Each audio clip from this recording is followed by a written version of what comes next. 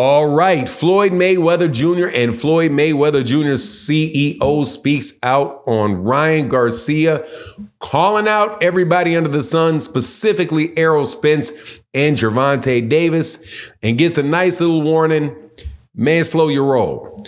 Let's talk about that in this video.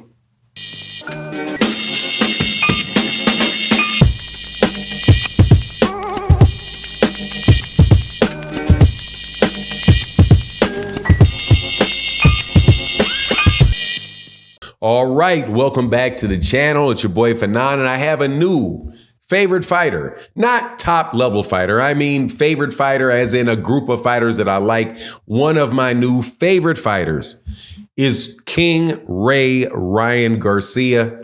He has done an absolutely spectacular job over the last several months of promoting himself, of fighting, just all around. Gotta appreciate what the man is doing. Expressing himself, being honest about who he is, all of those things. And no, I do not believe that he was psyching people out about being nuts, because he's still doing the same thing that he was doing before the fight took place. The exact same thing. However, Floyd Mayweather Jr. CEO Leonard Ellerby responds to statements by Ryan Garcia about a fight with Gervonta Davis, a fight with Jaron Ennis, and a fight with Errol Spence Jr. And that's what we're going to talk about in this video. Also going to talk a little bit, because I'm not going to do a whole video about it, but Floyd Mayweather Jr. and a lot of the rumors going on about Floyd Mayweather Jr. So make sure you listen to this video all the way to the end so you get a chance to let me get to all of those things. Before I do, though, welcome back to the channel. If you're a subscriber, I always got to say thank you to the supporters, people that support by subscribing, clicking the like, and people that support in the super thanks. Thank you to everybody for listening to the entire video. But let's get into this. And shout out to everybody in the crew. You know who I'm talking about: Barbara D, Aisha, Maria, Coach Ari, rest in peace, John Bowie, for sure. But let's get into this. So Ryan Garcia says beat up Devin Haney, and now he says he wants to fight Errol Spence Jr., he wants to fight Jaron Ennis, and he wants his get back with Gervonta Davis. Leonard Ellerby was asked about it in a press conference leading up to the big fight that's taking place this weekend, which is Canelo Alvarez versus Jaime Munguia. Definitely looking forward to that fight. Not the best card in the world, but not a bad card either. It's an all Mexican card, so you're going to get some hands thrown. Canelo is fighting Munguia. Munguia is a good young fighter. Obviously, Canelo is one of the most established fighters in boxing, one of the best fighters of the century. If he had not tested positive for the juicy juice, I would definitely have him way up on my pound for pound list. But Leonard Ellerby, in preparation for this, was asked about the fight between Ryan Garcia asking for Errol Spence and asking for Terrence Crawford. Errol Spence. He may have said something about Terrence Crawford, but I know he said something about Errol Spence. He said something about Jaron Ennis. And Leonard Ellerby just kind of smirked and was like, look, you know, Ryan just had a tremendous win by beating Devin Haney. He's flying really, really high. He's really feeling himself and proud of himself, as he should be.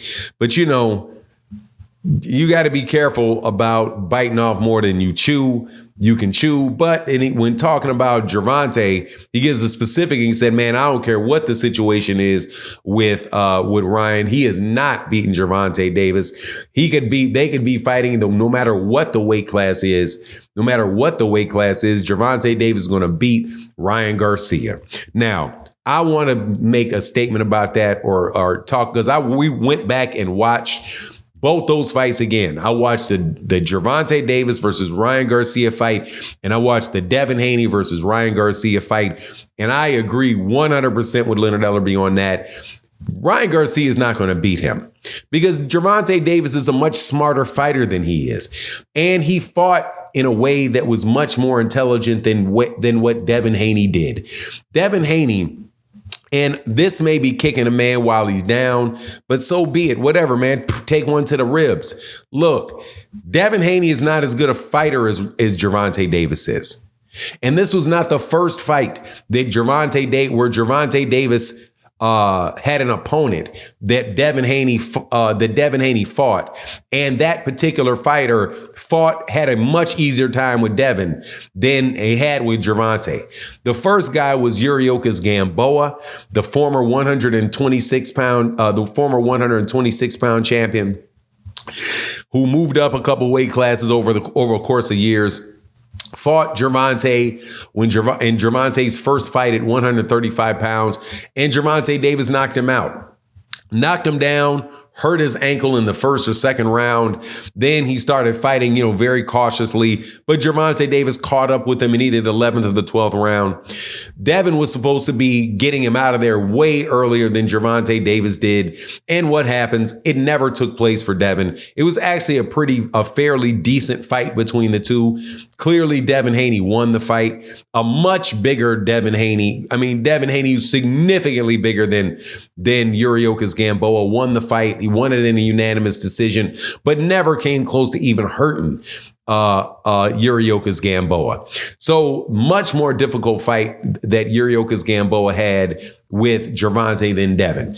Fast forward to this one, and you see the same thing. But also, there's the same situation that can be said about other fighters as well, like Jorge Linares, and how much the difficulties Devin Haney had with Jorge Linares when Lomachenko stopped him, and several other people stopped him. Advance to this one, where you have Devin fighting Ryan, and Ryan dominates Devin, but Gervonta dominated Ryan. But what was it? And I know styles make fights, and the triangle theories and all that stuff don't always work, and don't work most times, and you shouldn't use them. But that's not what I'm bringing it up for. I'm looking at, how did Ryan Garcia lose to Gervonta? He lost a very lopsided fight to Gervonta Davis, because Gervonta Davis could absolutely do what he wanted based off what Ryan's aggression. And he was able to neutralize his left hook. He was able to confuse Ryan Garcia, and he was able to hurt Ryan Garcia with almost every punch he threw. Now, I'm not saying hurt him to the point of concussion, but you could see, or knock him down with every punch he landed, but you could tell the pop on Gervonta Davis's punches made Ryan Garcia very, very wary about what was coming back. Where Ryan fought Devin, Ryan could just come over the top of Devin's jab just without a problem and take one right on the head from him and right on the temple from him, but you still catch him with that hook.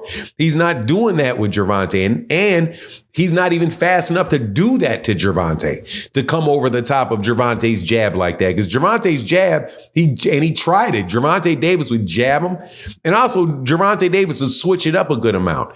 There is no Ryan Garcia is going to beat Gervonta Davis. And again, they talk about this rehydration stuff, and how Ryan had been drained by Devin. It's not true. Ryan was drained by Gervonta. That's not true. Gervonta Davis gave him a pound. Just like Devin gave Ryan 3 pounds, Gervonta gave Ryan Garcia a pound. That fight wasn't at 135 with a rehydration clause. It was at 136 with the rehydration clause, and Gervonta was the 135-pound champion. But anyway, that's my take on the matter. Please let me know what you think in the comment section. And with that, I'm out. Deuces.